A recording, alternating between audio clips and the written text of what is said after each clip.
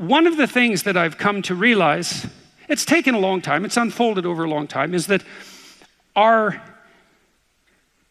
Protestant liberal definition of sanity is wrong.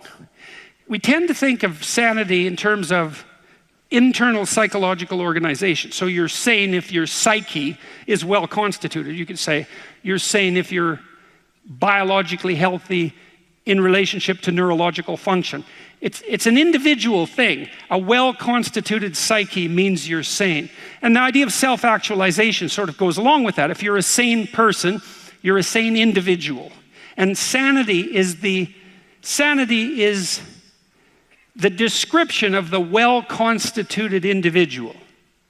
And so one of the corollaries of that might be that you could regard any social constraint on the flowering of your individuality as antithetical to your sanity. And I would say corrosive criticisms of social institution tend to presume that axiomatically. That's right. Nothing should interfere with my self-actualization. All social constraint is antithetical to that spontaneous organization and to sanity itself. It's like, yeah, hold on a minute there, cowboy. I don't think you've got the notion of sanity right here. It's too atomistic, it's too individual. So let me ask you this. How sane are you going to be in a terrible marriage? And I don't care how well constituted you are individually. This is a different question. So, when people would come to me and they were depressed, sometimes I would try to find out, well, always, are you depressed or do you just have a horrible life? And those are not the same question, because if you're depressed,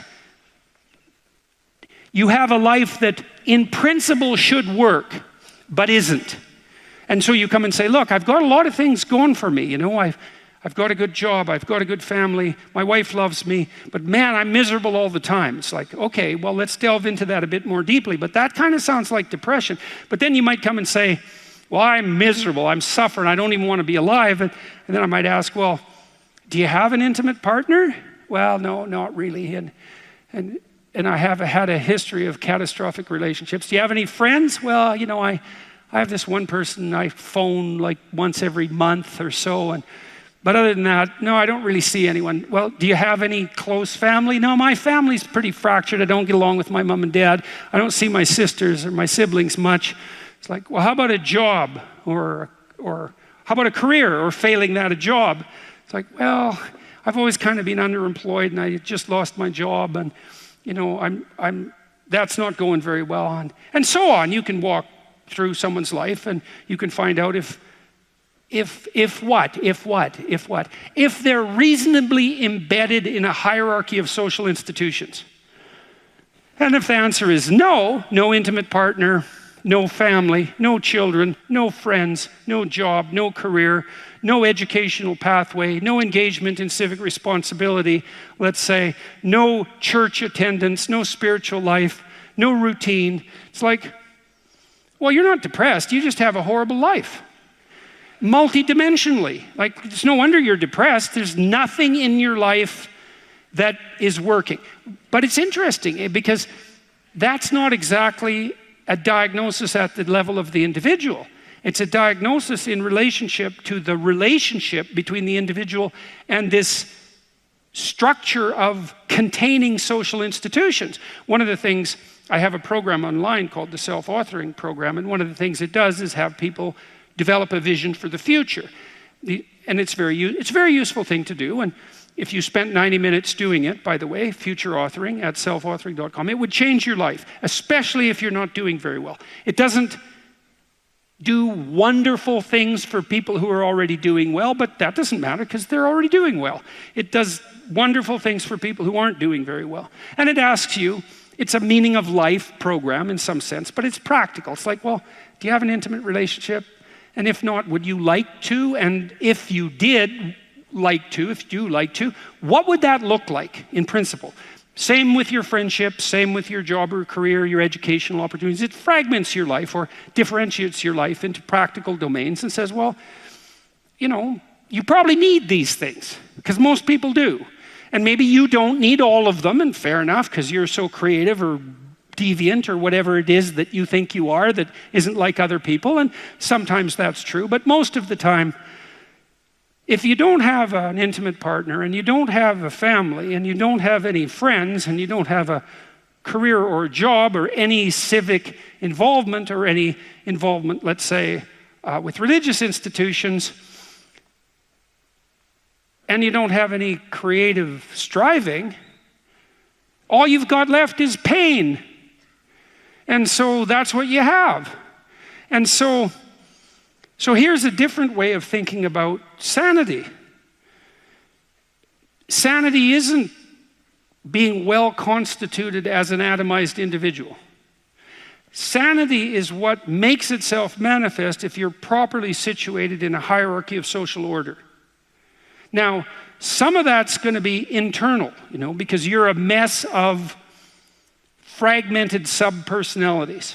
You can be, right? Because anger can pull you in one direction, and anxiety can pull you in another direction, and impulsive enthusiasm can pull you in another direction, and lust can pull you in a direction. Those are all subpersonalities in some real sense. They're ways of perceiving and acting in the world. And you need to integrate them within yourself so that as an individual, you're integrated. But the nature of that integration is dependent on your integration within the broader social context. And so you can think of sanity as a distributed phenomenon. And that's another reason you don't want to casually denigrate social institutions. Because we are social creatures, we're deeply social creatures, and you can tell that because you can even take antisocial people, the most antisocial people, the most violent, predatory, and parasitic criminals, and you can punish them by putting them in solitary confinement, right? So just think about that, right? The people who like other people the least and who are most likely to pathologize their social relationships, and those would be long-term, habitual, sadistic, violent criminals, even those people find it virtually unbearable to be forced into isolation. And so we're unbelievably social. We're ridiculously social and miraculously social. And one of the corollaries of that is that to be well constituted, you have to be a harmonious player in a multidimensional symphony in some real sense of social interaction. It's very hard to stay on the straight and narrow without a partner who doesn't share your blind spots, correcting you constantly. Now that's annoying. There's a tussling about it, right? There's a fractious and adversarial element to that, because if you're married, you don't see eye to eye, and thank God for that, because sometimes in your foolish insistence on being right, you're wrong, and wrong in a way that'll take you out. And so you better have a partner who doesn't think the same way you do. And fortunately, if you have a partner, you have a partner who doesn't think the same way you do. And so if you can get the dialogue flowing, then that's a mutually corrective mechanism. And so then you might say, well, the truthful dialogue between partners in a marriage is actually, it's the process by which sanity itself is generated. And I mean technically. It's like you're too complex to regulate yourself, period.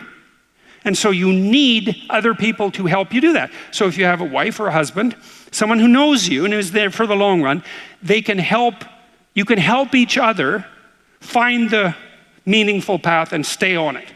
And you can't do that alone. And probably just having a partner isn't enough. You need kids, likely, to keep you sane or to drive you crazy, depending on the nature of your children, let's say. You need family, you need your parents, you need your siblings, you need another community around you that's not merely your wife, because you're so crazy that it takes a village to keep you sane. And then surrounding that more intimate web of kinship, you need friends. And friends keep you sane. Well, how? Well, you have to act in a manner that makes them want to be around you to have friends. And that means that to maintain your friendships, you have to be saner than you really are, right? They have to be able to enjoy their time with you.